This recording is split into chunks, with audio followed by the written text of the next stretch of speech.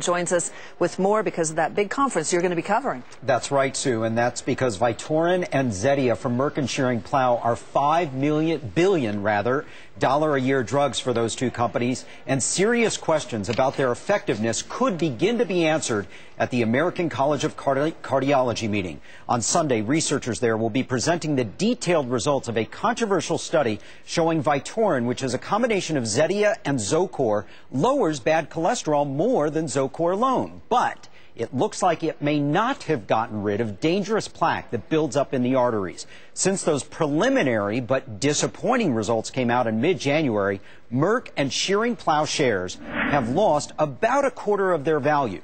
But many analysts say investors have overpunished these stocks.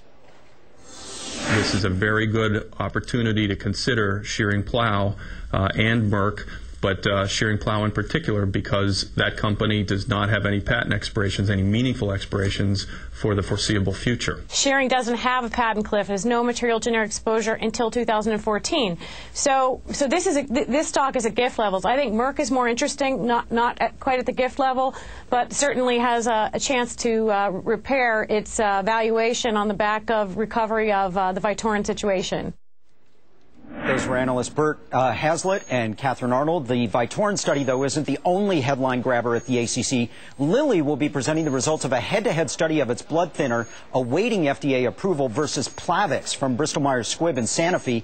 And then Merck is also going to have data on a cholesterol drug that's also waiting an FDA okay that would potentially compete with an Abbott's Niaspan. The Merck pill is supposed to reduce facial redness and tingling.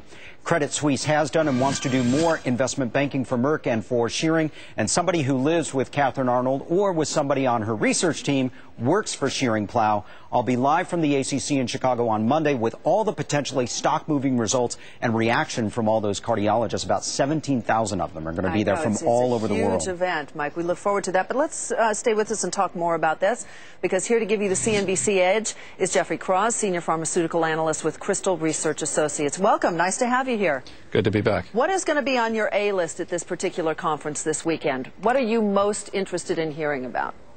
I'm going to be following the Vytorin story and Enhance very closely, really taking the pulse of physicians, because what you want to see is whether they're going to modify their behavior leaving this conference. We won't know the risks with Vytorin. That is, what the doctors really want to know is, does this drug in combination help lower the chances of heart attack and stroke? And that study won't be out till 2011. And when you say modify their behavior, in other words, will they prescribe it or not prescribe it?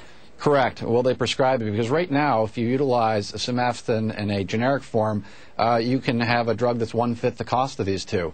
So Schering and Merck are going to be trying to spin why this drug is better, looking at arteries and looking at different places that they can see with ultrasound. But the reality is, will the data support it, and will that cause these cardiologists to change how they prescribe drugs? And so, Jeffrey, do you agree with those two analysts that we just featured? Would you be buying Schering-Plough and Merck ahead of these results coming out over the weekend? No, I definitely would not be buying Merck. Merck has a lot of exposure with Vytorin. It's very likely that this study isn't going to show a lot of significant quantitative detail on how you can improve your health long term, because the cardiologists continue to tell us they're looking at that heart attack stroke issue. It might show differences in arteries, etc., but it won't give them the answer with regard to heart attack and stroke. The second thing is Terabat. If you look at the... That's a weight loss pill they're going to have data on. Correct. The weight loss pill they're going to have data on. I looked at the abstract, and right now with the 2 milligram dosage, there was some significant side effects, neurological, suicidal thoughts, etc. With the 4 milligram pill, there was a lot.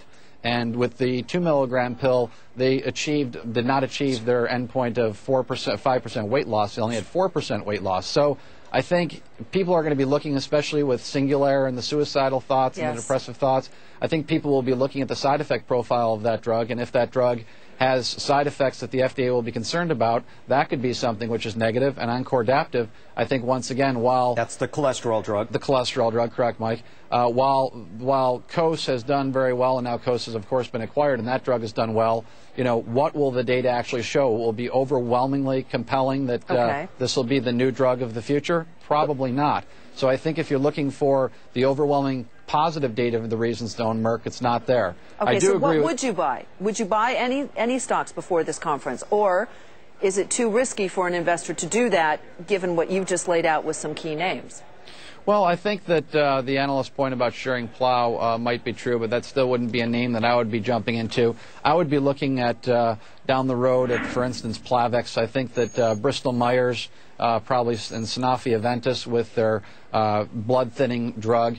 I think that given that it's been used in over 100 million patients, I think that data from that could be very, very compelling. That going up against Lilly's drug, the reality is Plavix has got the safety data, and you're really going to have to unseat it. So I think that could be positive. That is news for Sanofi and Bristol-Myers. I think that could be positive. There's a company called Medicure out there with MC1, which is used in patients who are undergoing angioplasty. It'd be interesting to hear what the buzz is around the conference with regard to that. That's been a highly touted drug. And Jeffrey, the data we're going to see, Lilly versus Bristol-Myers Squibb and Sanofi-Aventis, is whose blood thinner, if any, works better at preventing blood clots down the road in patients who have received stents. Correct. And I think that that's exactly what it is. And I think right now the edge goes to Plavix because that is the drug which has been utilized. It doesn't have safety issues. There have been concerns about whether some of these other drugs might cause excessive bleeding. On that note, Jeffrey, thanks for joining us. We really appreciate it. Got a lot of information there. Great. And Mike, good luck. See you it's there. a big conference. We'll see you there. When we come back, a quick break, and then it may not feel like it's everywhere in the country, but it's officially spring. It's pretty dismal here, but I hear in California it's beautiful. Well, if you're thinking of taking a vacation, the folks at Travel + Leisure have come up with some ideas for some spring travel deals. We'll show you some great places to go. That looks like one of them.